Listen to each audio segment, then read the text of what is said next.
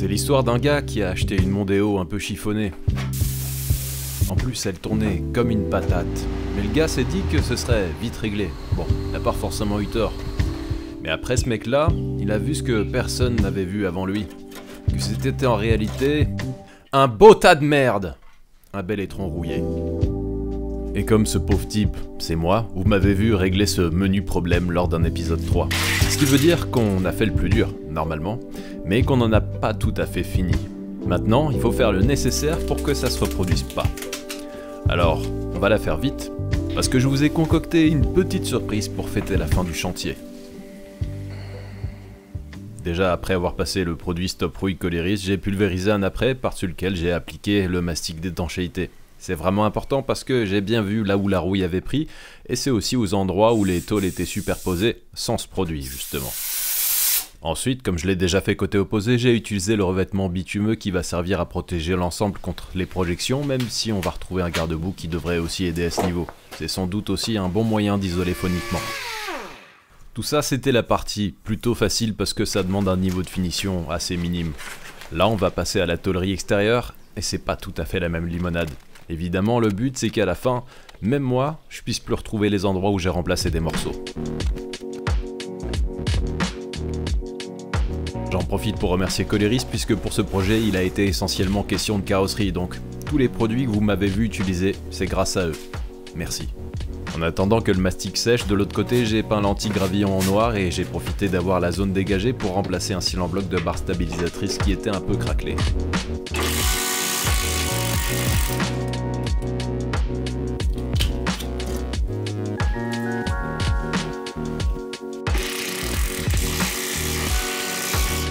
Je vais enfin pouvoir remettre la voiture sur ses roues.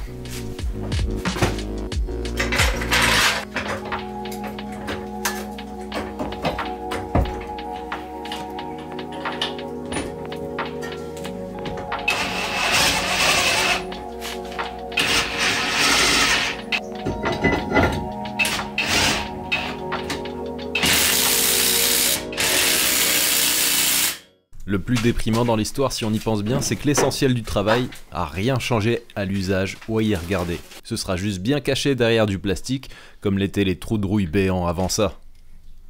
Et puisqu'on parle du morceau de plastique, il va être temps de le remonter. On va pouvoir réinstaller le garde-boue, mais pas sans avoir apporté une subtile modification. Pour que le problème se reproduise, n'est-ce pas? Il me semble bien déjà avoir mentionné le truc, mais... ouais, sur les années qui ont suivi de production de la Mondeo, de cette génération, ils ont enlevé ce revêtement à la con. Comme quoi, ils ont dû réaliser qu'il allait se produire un phénomène indésirable.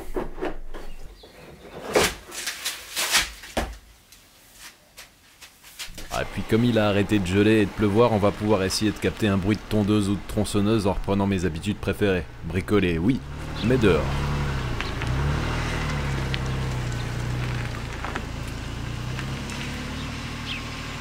J'ai donc remonté tout l'intérieur que j'avais dégarni pour le travail de soudure, et puis je me suis attaqué au ponçage du mastic qui est maintenant bien sec. Ouais, ça ressemble de nouveau à un intérieur de voiture.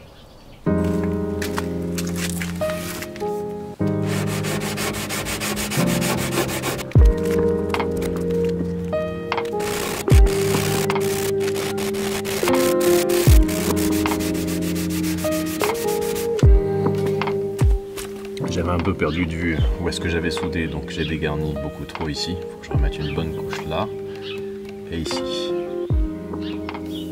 Et pas si mal, hein.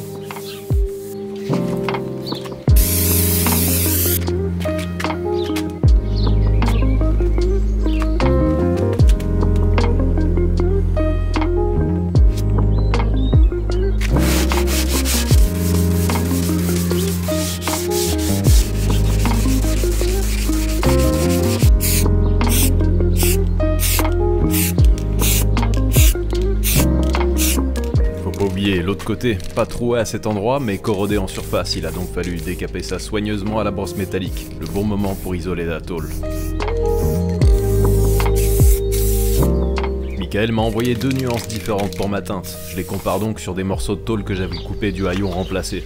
La nuance la plus claire sera parfaite. Comme l'aile arrière est pas délimitée par rapport aux autres panneaux, je vais faire un raccord. Donc je le prépare en ponçant largement la zone au grain 1200. C'est la finesse du papier qui convient pour que le vernis puisse combler entièrement les rayures sans que ce soit visible. Après avoir dégraissé et masqué, je peux passer la base mat. Et ça c'est le terme des peintres, bon, c'est la couleur quoi. Et ça indique que forcément c'est pas un brillant direct et qu'on va utiliser un vernis par-dessus. Si vous débutez en carrosserie, peut-être que ça vous aidera un peu.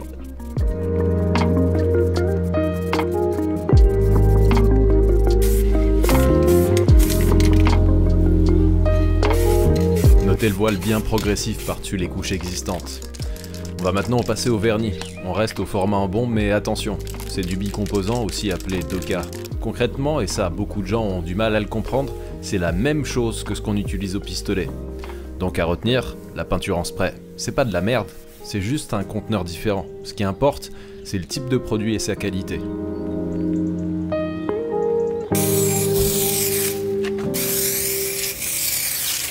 Là, je viens de finir de passer la deuxième couche et avant que ça sèche, je vais maintenant utiliser le diluant de raccord. Je vous cache pas que j'appréhende un peu puisque jusqu'à présent, j'ai jamais réussi à obtenir de bons résultats avec. Je vous montrerai la pulvérisation pour l'autre côté, mais il se pourrait que ce soit exploitable. On le saura après avoir fignolé ça par un poli illustré. Je vous laisse ici par contre profiter du rendu du vernis en bombe. Pas trop dégueulasse, non? Donc l'autre côté maintenant. Un peu plus difficile parce que je me suis décidé à utiliser une zone bien plus réduite. Et donc pour faire le voile c'est un peu plus difficile. Mais on va essayer quand même. Je l'ai quasiment pas montré, mais j'ai pas mal travaillé sur les seuils de porte étant donné que j'ai soudé des tôles de remplacement à ces endroits également. Donc mastic et après sont présents là-bas aussi et vont devoir également recevoir peinture et vernis.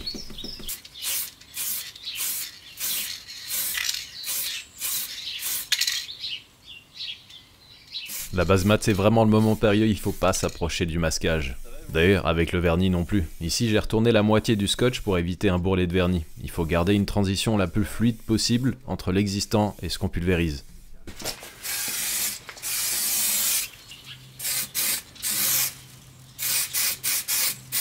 Mais ça n'empêche pas qu'il faut quand même mettre la bonne quantité de produit pour avoir un bon tendu. Là, d'ailleurs, ce que je passe, c'est la deuxième couche de vernis. J'ai pris le risque. En principe, une couche, c'est un peu juste.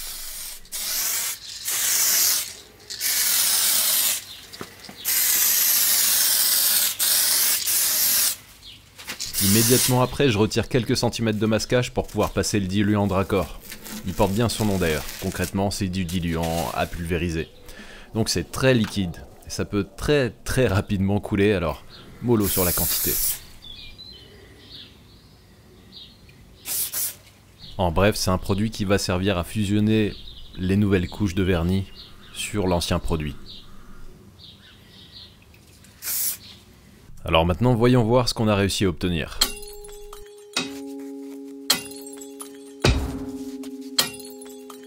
Je vous ai mis en évidence les zones approximatives qui ont été remplacées niveau tôlerie.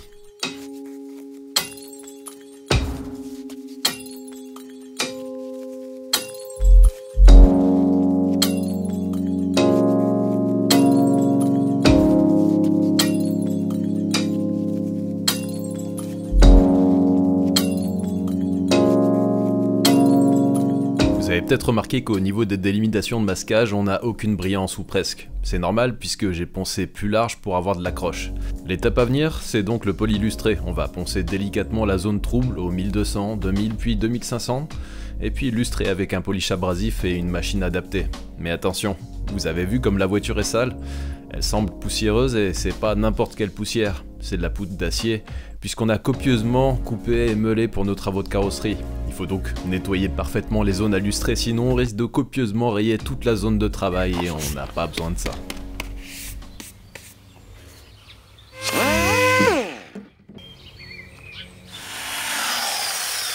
Verdict avec un t-shirt d'un extrême bon goût. Et ben on dirait que j'y suis enfin arrivé à faire un raccord parfait.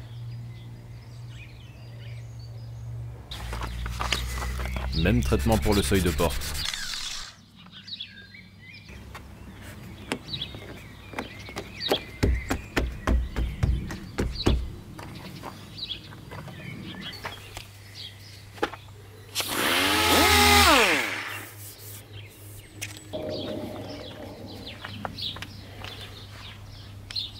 m'en lasse pas.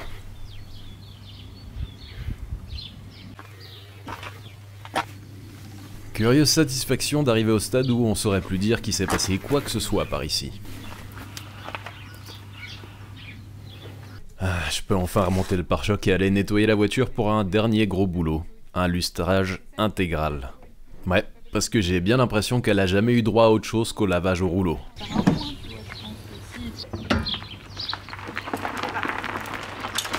Si vous avez une excellente mémoire, vous savez que j'ai déjà fait un test sur le capot, en bas à gauche ici. Et donc sans surprise, on arrive à retrouver un bel éclat. Si les matériaux utilisés à l'intérieur sont assez pitoyables dans cette Mondeo, on peut dire que question peinture, Ford s'est pas foutu de notre gueule.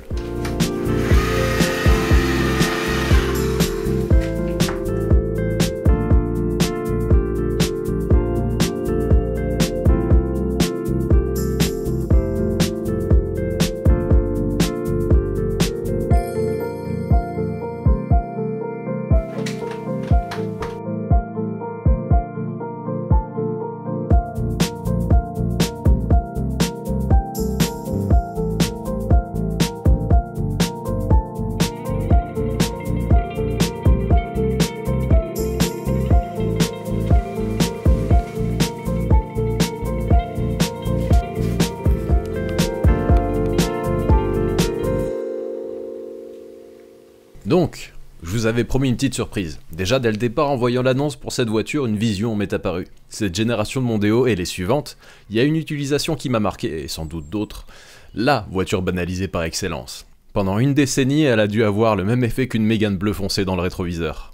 Alors revenons à l'époque des téléphones pas très smart et aux téléviseurs analogiques. Je vais rendre l'hommage qu'elle mérite à cette guerrière des villes qui va pas tarder à se faire rare. Oui, l'intérieur est globalement naze, mais tout est d'une solidité remarquable et c'est tout ce qu'il fallait pour en faire une pièce de choix au sein des forces de l'ordre. Qu'on apprécie ou pas la voiture et les hommes qui vont avec, il faut admettre qu'elle a fait partie du paysage pendant un bout de temps.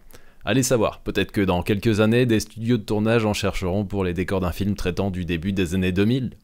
Bref, trêve de blabla, je vous laisse remonter quelques années en arrière pour finir en beauté cette rénovation. La violence, elle semble aujourd'hui indissociable des grands ensembles urbains, mais notre équipe de 5 minutes de vérité a passé une journée en immersion au sein d'une brigade spécialisée dans la lutte d'un genre particulier de violence, qui semble toucher également les provinciaux des campagnes les plus reculées. Loin de l'image de tranquillité bucolique communément admise, nos campagnes sont aujourd'hui le théâtre d'une grande effervescence. C'est dans ce contexte que la BAG Babugé nous a révélé ses secrets. Arrivé non loin d'un village nommé Chambéry, nous constatons d'emblée la présence d'une circulation effrénée. Nous ne sommes pas dépaysés, on se croirait sur le périph'.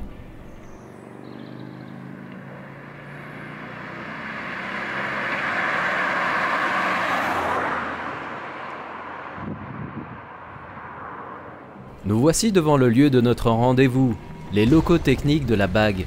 La BAG Babugé, c'est le capitaine de la brigade qui nous la présente. Pour préserver son anonymat, nous l'appellerons Mehdi. 36 ans, dont 7 ans d'ancienneté au sein de cette équipe constituée d'une personne.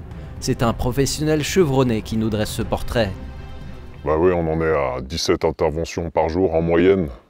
C'est un travail éprouvant et en plus il faut vraiment se former en permanence. Hier par exemple, je révisais le cas des prépositions dans les phrases complexes. Non mais il faut vouloir changer les choses, en bien évidemment.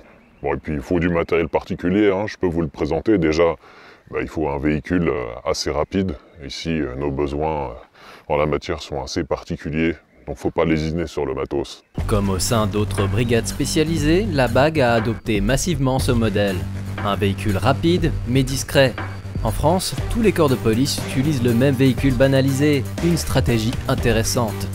Sous son capot, un moteur de grosse cylindrée, 3 litres, V6, plus de 220 chevaux et des pneumatiques surdimensionnés adaptés au profil des routes de campagne. Pas de doute, ça déménage.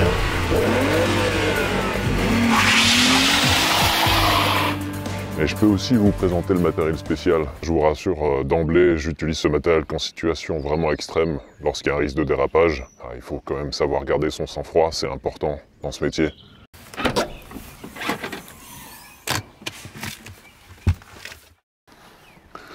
Ça paraît pas comme ça, hein, mais un bon Larousse 97 dans la tronche, je peux vous assurer que ça fait son petit effet.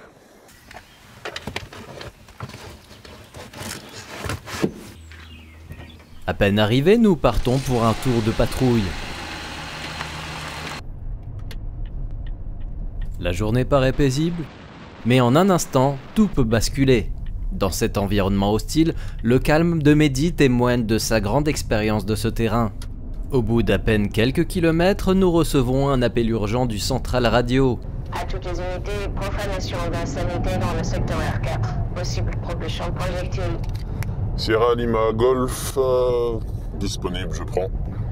Bien reçu, Sierra Lima Golf, dispatch en Voilà, on a un appel assez urgent, il semblerait, donc on va se rendre sur place et voir ce qu'il en est. Un homme décrit comme étant dans un état de rage extrême inquiète le voisinage, qui n'a eu d'autre choix que de faire appel à la bague. Il est en train de partir complètement en vrille. Ça crie, ça gueule, il insulte tout le monde. S'il faut vraiment que vous fassiez quelque chose, je peux plus. Venez vite. S'il vous plaît, s'il vous plaît, s'il vous plaît, je peux plus. On n'a pas le budget pour que j'ai un coéquipier, donc pour mettre le gyro passager, c'est un peu chiant, quoi.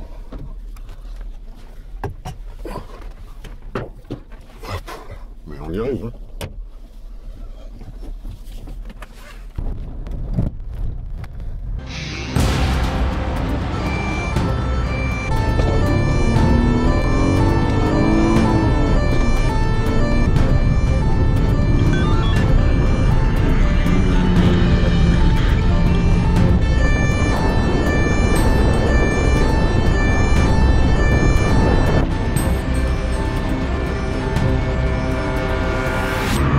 Grâce à un stage de conduite intensive d'une douzaine de minutes, Mehdi circule à vive allure, mais toujours à 80 km/h maximum.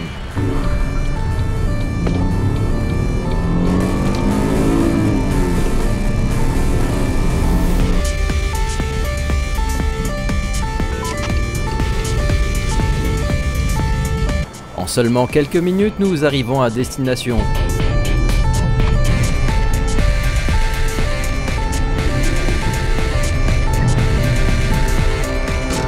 Coup dur pour Mehdi, nous constatons à quel point les adresses sont peu fiables en province. Nous ne sommes pas au bon endroit. Malgré ce petit détour, nous arrivons finalement sur les lieux du drame. La tension est palpable, chaque seconde compte.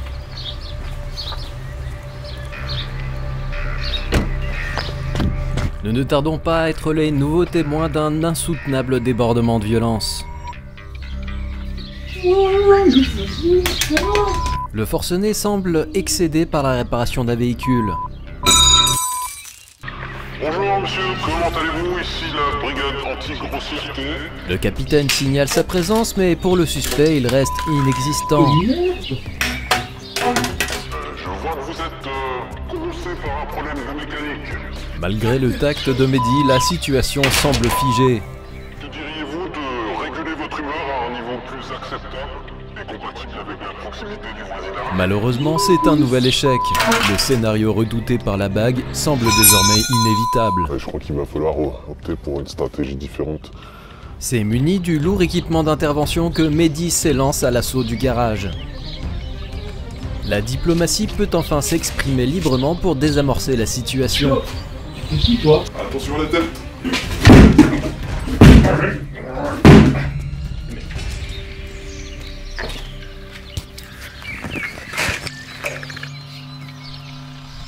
Cette intervention est un franc succès. La négociation a plutôt bien fonctionné. L'individu s'est calmé. Le voisinage a décidé de ne pas porter plainte, donc tout se termine plutôt bien. Pas le temps d'en profiter que la bague repart vers une nouvelle intervention. Nous vous remercions d'avoir suivi 5 minutes de vérité et nous vous donnons rendez-vous à la prochaine.